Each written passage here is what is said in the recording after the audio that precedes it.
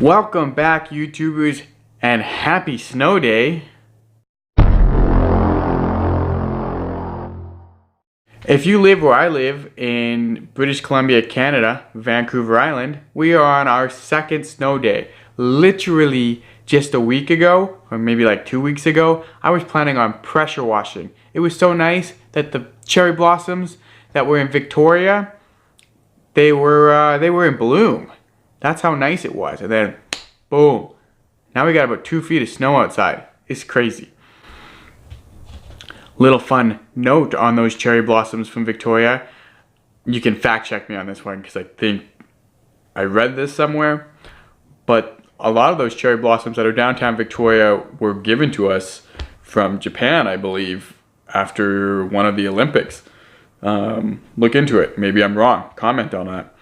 Sam talked about the Wendigo, which is one of my favorite creatures that I've discovered over like the last couple of months. I just found out about it, which is crazy because I listened to podcasts and read up on these weird there was a thing. I read up on these weird creatures and I like them. So, but the Wendigo is kind of just stolen my heart a little bit because I don't know. I just like that creature. I just like the look of it and the story behind it. It's a good one, and I'm surprised I haven't heard more about it. In fact, I believe on Netflix they have a show called The Ritual, which I'm not exactly sure where it takes place. It's a horror movie. I believe the creature in that is a Wendigo. Watch it if you like scary movies. Netflix original. It's awesome. Alright, so your question for me was, what other creatures do I think are cool?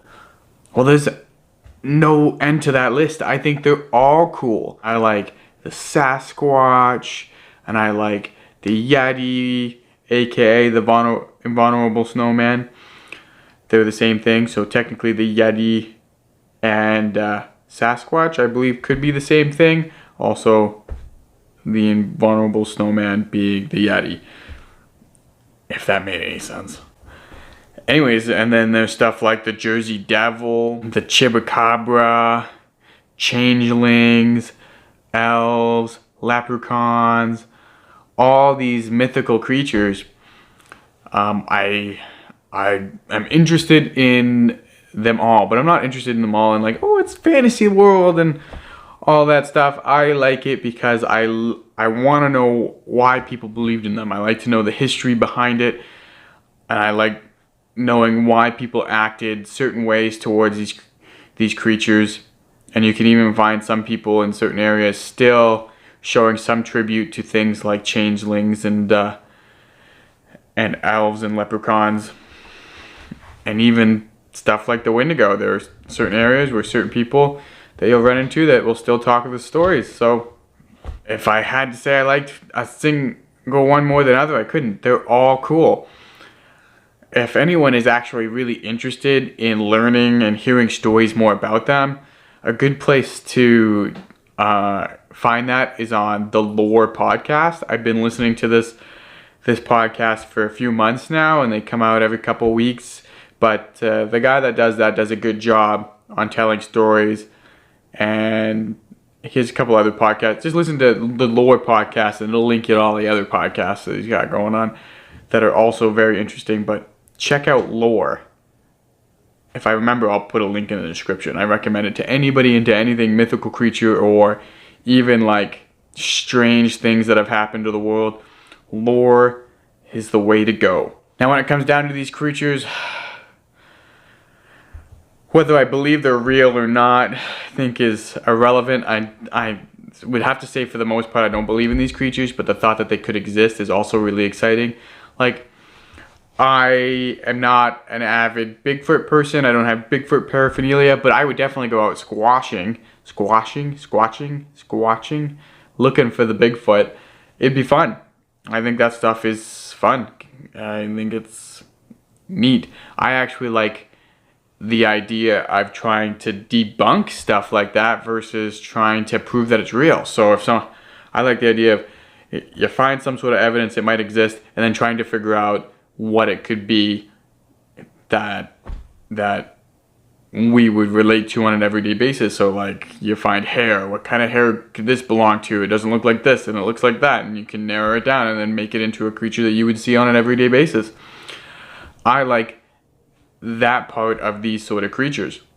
I would have to say that I don't really enjoy the mentality of elves like they portray them in Lord of the Rings or anything else. In fact, I would say that in Harry Potter, the house elf is actually a more realistic depiction of what an elf might be. And so I just believe that the way that you would find them from Harry Potter, like the house elves, I believe they're more accurate. Stuff like changelings, which would technically be a type of elf, I believe.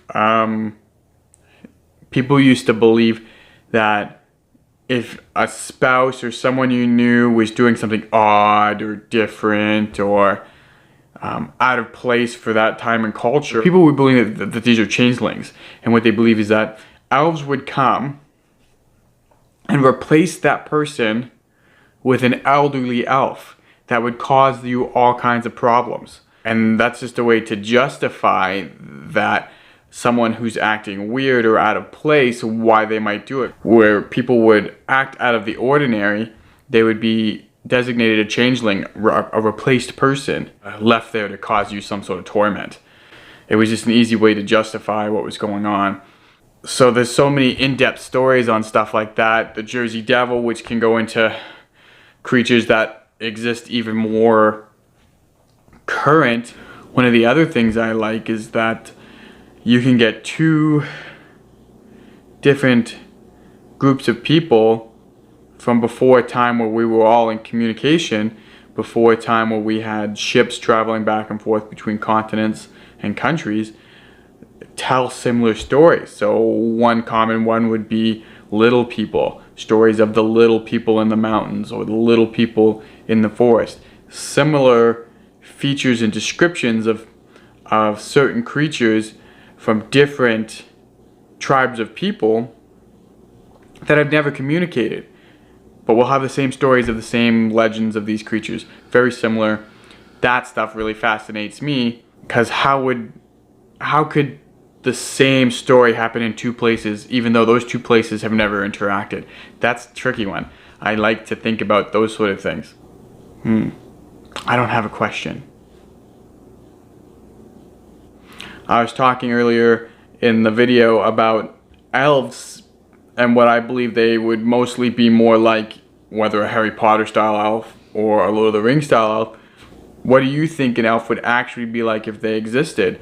Are they the shiny white knight type elf that you see in Lord of the Rings, or more of the house elf type that you see in Harry Potter? Alright guys, and we'll see you. Today's Wednesday, so Thursday. Alright guys, so I'll see you Friday, I think. I'll just see you next time. How about that?